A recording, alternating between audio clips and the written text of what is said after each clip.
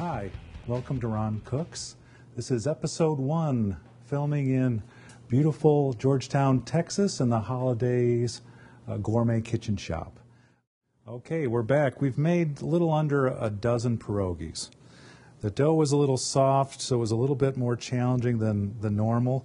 But, not too bad for homemade pierogies. You really don't want them too perfect anyway, because you know what? The factory makes them perfect, and you don't want to look like a machine made it. So here's how you cook these babies. We've got some gently boiling water here. We'll add them in. Now, be careful, because when you first add these in, they're going to sink right to the bottom like a stone. Don't let them stick to the bottom of your pot, because then when you try to get them off, it's going to rip the dough, they're going to burst, and then you've just ruined a lot of effort. So they don't stick together, a couple tablespoons of oil. Just gently drop them right in. What you're going to do, you're not going to overload this baby with a lot. Like 4 or 5, 6 at a time. Now those just sank right to the bottom. Gently stir. Notice how the water stopped boiling?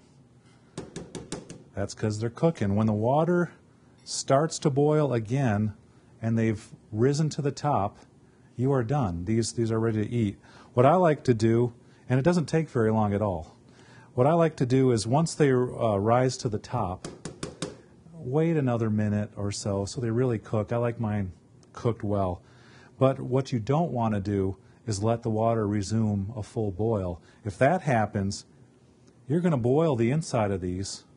They're going to burst, and your stuff is going to go all over the water, and you just ruined them. So, see it right now? They're coming to the top. That's gorgeous. That's nice. Look at that. That's a thing of beauty. All right. You don't see that in the store. You see always perfect, machine-made, uniform. What fun is that? You're going to let these cool to room temperature, or just about a little bit warmer than room temperature. And you can eat them right now. But I'm going to show you a better way to eat them, with a little butter sauce and onions, the way a good Polish family might eat them.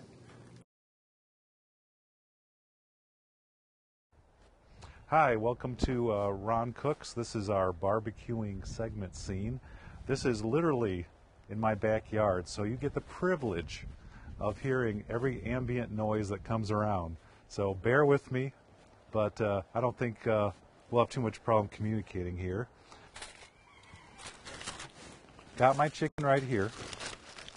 One thing you'll notice, by the way, somebody's protesting that I'm cooking chicken, can you tell? Yes, this is where I live. As you can see, the fire's rather hot. Not a good idea to let to put this on when there's still flames. Make sure the flames have died down. Because even here, I have no flames, but it's still burning my oil.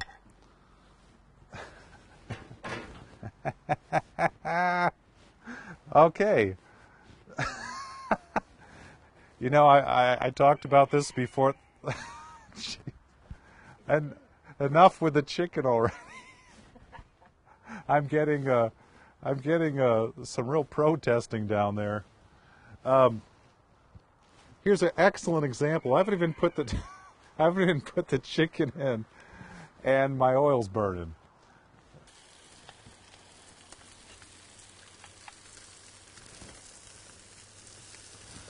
Do a little basting.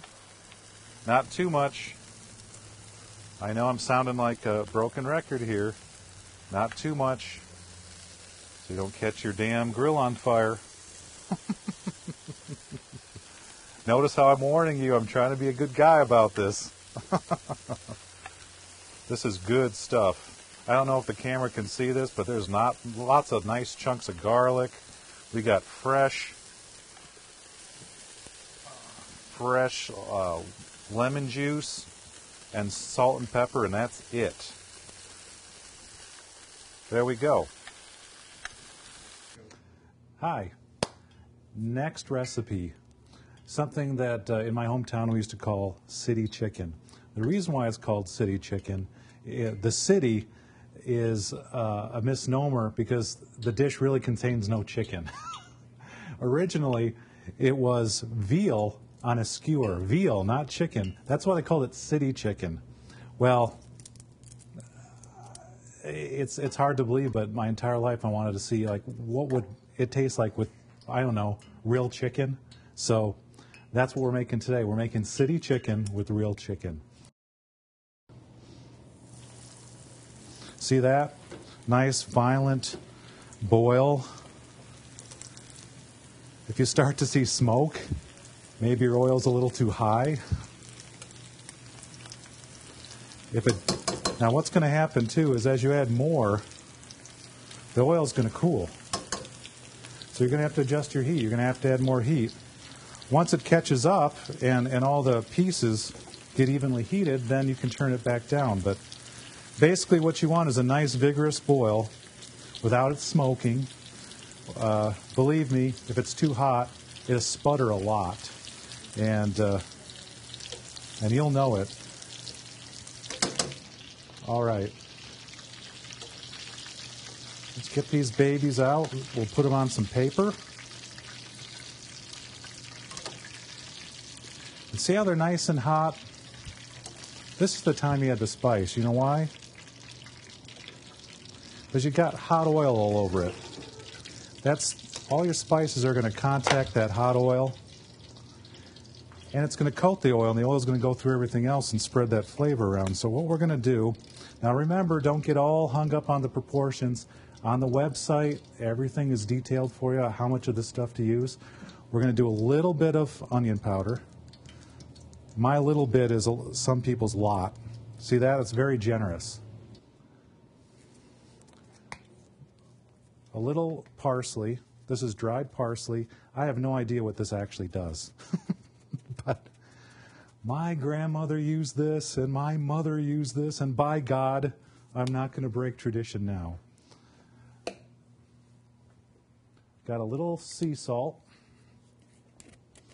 I'm using it in the Whopper container. Normally, I would just use a shaker, but very light with the salt.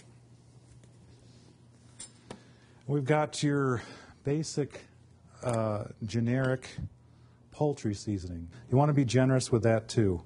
This is actually the spice that really makes the difference in the dish. See how generous that is? That's pretty good. There's no salt in this, and it's just herbs, so it's all right. There you go. All right, well, that's it for our show. Hope you enjoyed it. Special thanks to Hollandaise Gourmet of Georgetown, Texas, Razzmatazz Salon of Georgetown, and Le Creuset, who actually provided this very nice pots. Again, don't get all hung up on the procedures and the ingredients. They're all going to be on roncooks.com. Don't worry about it. And get cooking.